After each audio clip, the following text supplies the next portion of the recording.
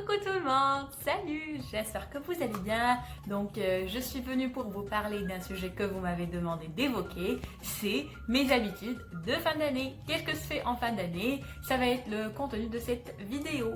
Donc avant de commencer, j'aimerais bien vous inviter à vous abonner à ma chaîne YouTube si ce n'est pas encore fait et de me suivre sur Instagram, je vais vous mettre le lien ici.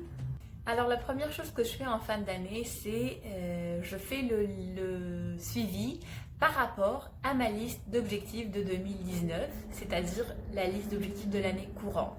J'essaie de voir je suis où, je me situe où par rapport à ce que j'ai prévu de faire cette année.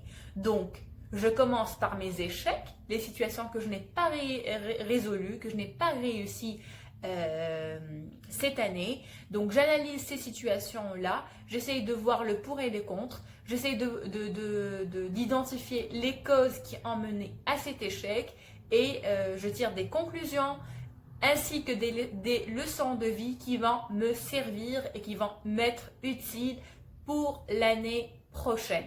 Donc j'essaye d'éviter ce genre de trucs et j'essaye d'apprendre de mes erreurs pour ne jamais les répéter l'année qui s'en vient. Donc après avoir fait le suivi par rapport à mes échecs, je passe à mes réalisations. Donc j'essaye d'énumérer mes réalisations, mes projets réussis, mes progrès sur tous les plans et surtout je prends du temps à me féliciter pour mes réalisations et ce que j'ai réussi de faire durant toute cette année. Donc de ma part, je commence toujours par la partie négative pour prendre du temps pour bien la digérer, bien accepter le fait que ces échecs-là font partie de ma vie et faire de la réconciliation vis-à-vis ça, vis-à-vis cette partie indésirable si on veut dire. Puis par la suite, je passe à la partie positive parce que c'est très important pour moi de garder le positif pour la fin, ce sentiment de fierté, d'accomplissement, de fierté de ce que j'ai réalisé vont me permettre d'avoir l'énergie adéquate et nécessaire pour passer à l'étape suivante qui est la planification pour 2020 qui est l'année prochaine. Voilà. Donc je prends un bout de papier, un stylo et je note tout ce qui m'arrive à la tête. Comme objectif, comme des choses que je veux réaliser, que je veux intégrer dans mon quotidien, que je veux admettre ou que je veux développer chez moi sur tous les plans, que ce soit personnel, vis-à-vis moi-même ou relationnel, vis-à-vis mon mari, mes enfants, mes parents, mes frères, mes sœurs, mes amis aussi, mes collègues de travail, etc.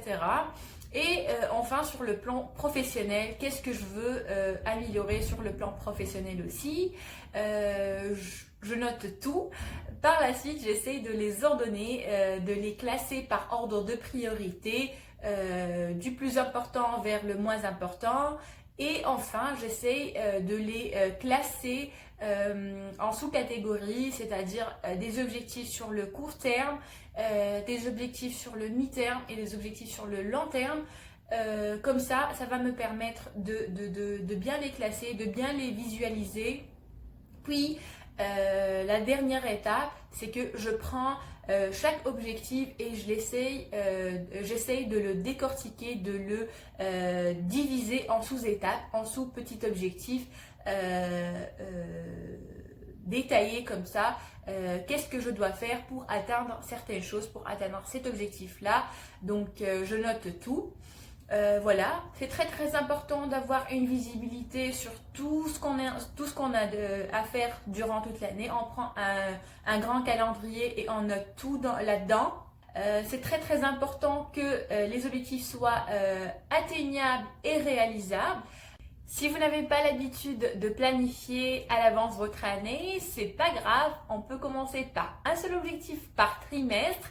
Comme ça, vous aurez un grand focus sur votre objectif et vous travaillez à plein temps sur ça. Sinon, si vous avez l'habitude de planifier, vous pouvez aller jusqu'à 3 objectifs par trimestre. Comme ça, chaque 3 mois, 6 mois, 9 mois et 12 mois, vous aurez vos objectifs. C'est très important aussi de faire le suivi par rapport à vos objectifs. Donc, en chaque fin de trimestre, Donc vous faites le suivi, vous voyez votre avancement par rapport aux objectifs fixés.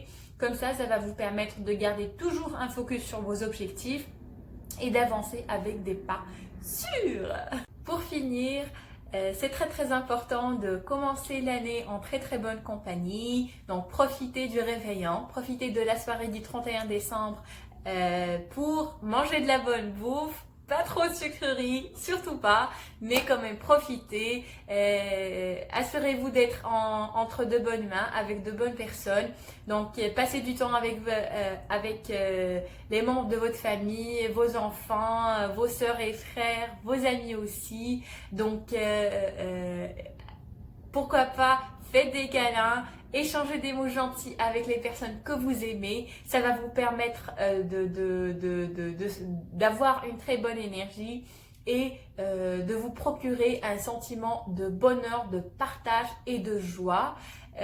Essayez de pardonner aussi et commencez la nouvelle année 2020 en paix avec vous-même, avec vos erreurs, votre passé, et ayez le courage de tout dépasser, d'aller de l'avant et d'avancer avec des pas sûrs vers vos objectifs.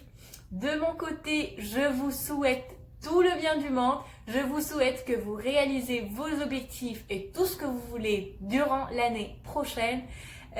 Dites-moi en commentaire comment vous allez passer le réveillon cette soirée.